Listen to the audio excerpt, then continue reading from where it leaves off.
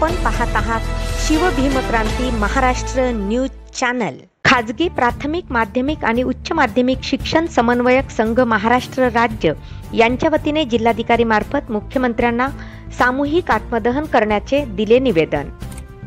खाजगी प्राथमिक माध्यमिक आणि उच्च माध्यमिक शिक्षण समन्वयक संघ महाराष्ट्र राज्याच्या वतीने निवेदन 14 ऑक्टोबर 2024 च्या शासन निर्णयातील पदांना पुरवणी अर्थसंकल्प 2024 पुरवणी मागण्या 2025 आणि अर्थसंकल्प 2025-26 मध्ये निधीची तरतूद न केल्यामुळे शासनाचा फसव्या धोरणास बळी पडलेल्या अंशतः अनुदानातील बांधव यांनी दिला शासनाला आत्मदहनतेचा इशारा। दिनांक 25 मार्च 2025 रोजी स्वतःच्या शाळेवर दुपारी 1 वाजता निवेदनासोबत सहपत्रकावर सह्या असणारे सर्व अंशतः शिक्षक बांधव सामूहिक आत्महत्या दहन करीत आहेत।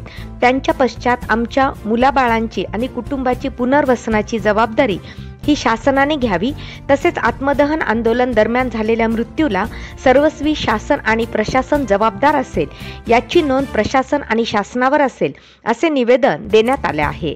निवेदन हे महामहिम राज्यपाल महाराष्ट्र राज्य मुंबई एकनाथ शिंदे उपमुख्यमंत्री, अजित पवार उपमुख्यमंत्री, नामदार दादा भुसे शिक्षण मंत्री महाराष्ट्र राज्य, विरोधी पक्षनेते विधान परिषद महाराष्ट्र राज्य, शिक्षण आयुक्त महाराष्ट्र राज्य पुणे, शिक्षण संचालक महाराष्ट्र राज्य पुणे, जिल्हाधिकारी अधिकारी तथा दंडाधिकारी परभणी, पोलीस अधीक्षक परभणी, शिक्षणाधिकारी परभणी या सर्वांना खाजगी प्राथमिक माध्यमिक आणि उच्च माध्यमिक शिक्षक समन्वयक संघ महाराष्ट्र राज्य यांच्या वतीने देण्यात आले आहे।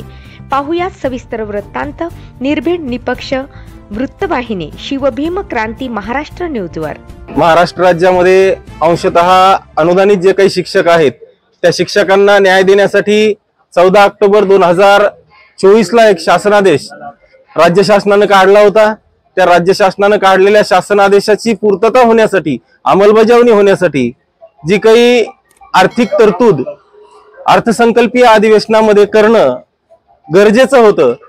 डिसेंबरला अधिवेशन झालं, त्या हिवाळी अधिवेशनामध्ये सुद्धा खात्याला मंत्री नसल्यामुळे आपण पुढच्या अधिवेशनामध्ये आर्थिक तरतूद करू अशा प्रकारची एक घोषणा मुख्यमंत्र्यांनी केली होती।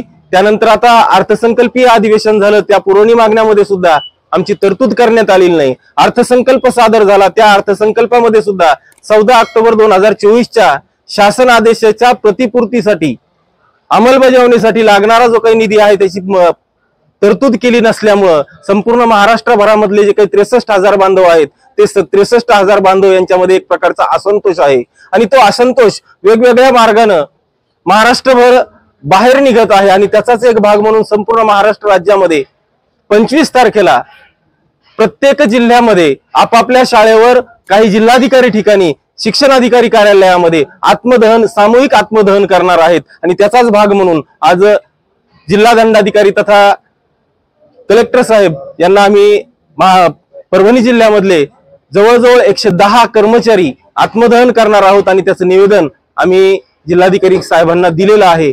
तरी 25 तारखेची जी काही सामूहिक आत्मदहनाची वेळ आहे ती शासनाने येऊ देऊ नये आणि तात्काळ या अर्थसंकल्पीय अधिवेशनामध्ये जे काही शिक्षण खात्याला मिळालेला जो काही निधी आहे तो निधी परावर्तित करून आम्हाला पगारासाठी लागणारा निधी उपलब्ध करून द्यावा, यासाठी हे सामूहिक आत्मदहन आम्ही करत आहोत।